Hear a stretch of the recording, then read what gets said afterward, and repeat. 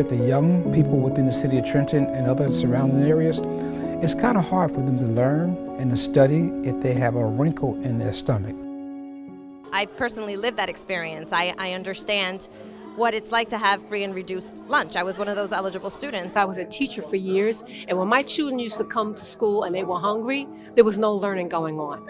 And I definitely needed to feed them. And if they didn't have food when they came in, it was because their parents didn't have food to give them. So that's why it's a passion for me. I was a teacher, a retired teacher now in New Brunswick for 30-something years. I saw in the school children come to school hungry, and I saw it in the food bank, the church that we volunteered in. It's shocking, the number. Schools are major hubs for community building and public health efforts because this is where our families come every day.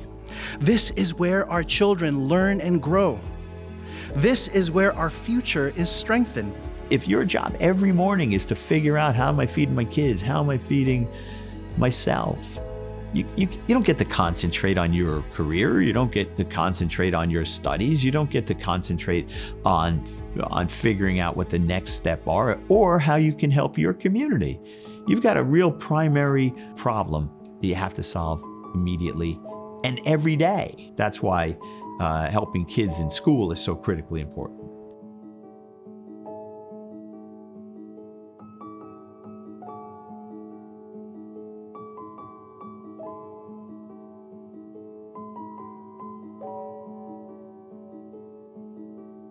I can't say enough about the critical importance of school meals in the lives of our children. It is where most children get the bulk of their nutrients for the day. We try to get as many kids into the cafeteria to be able to have a good breakfast, or whether it's in the classroom, because they are able to just think clearer, think better, and apply, right, that energy into learning.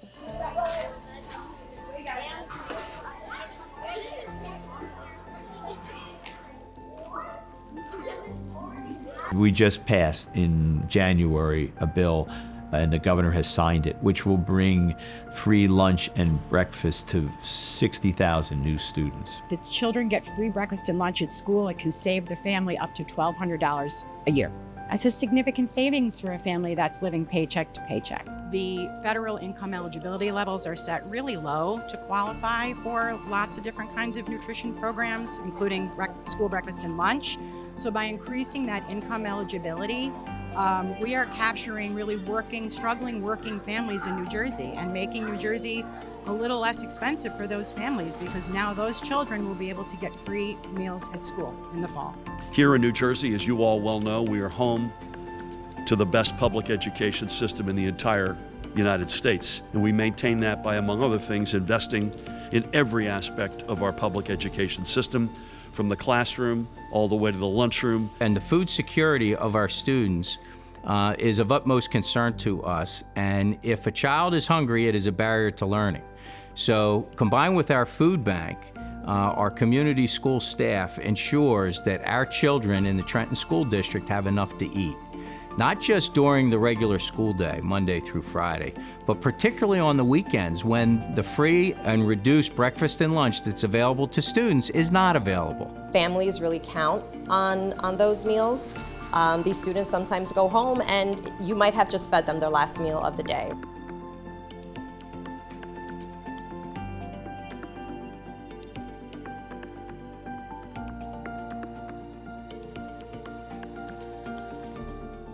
The acute issues, hungry people must be fed, children must not go hungry, we must provide food in lunch programs in schools.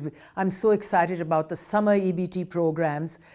That is the immediate issue. One of the great challenges and one of the next horizons for us is to make sure we address the long weekends and summertime when kids aren't in school. For far too many kids, that is often their only healthy meal. One of the things that has always been a challenge, right, has been summer and vacation for kids who are in need of breakfast and lunch. And with the federal support waning, that's something you must have to think about all the time. We had to take a closer look at it, right? And I think more so than anybody, I think our teachers were really impacted by that. I don't think they recognized the needs that really existed in their classrooms, right? They didn't know once you turn that Zoom on, you got to see the conditions, right, of your students. Or when it was time for eating, you got to see who had lunch and who didn't. It makes a tremendous difference for them to have access to nutritious meals. We're really proud to be able to provide that to them while they're in school. So the opportunity to know that they'll have access to all of those things as well over the summer and to continue the supports that they're used to having to be successful really makes a tremendous difference, and we're so excited for this opportunity. It was a lot of moving parts, and that's why it's so impressive that it got built so quickly and implemented so quickly. There are other states that opted into summer EBT who haven't issued benefits yet. So it is a real feather in New Jersey's cap. We need to continue to make sure that people get fed, that people have a place to live, that people have the health care that they need when they need it, and that people have opportunity. I think largely that's embodied in our incredible commitment to public education. We're a national leader in the fight against food insecurity. Our public schools are the best in the country. So, we've got a lot of things to do, but one wish, I don't have a list, there's just one thing, we're gonna win. We're gonna make sure everybody in the state of New Jersey never goes to bed hungry.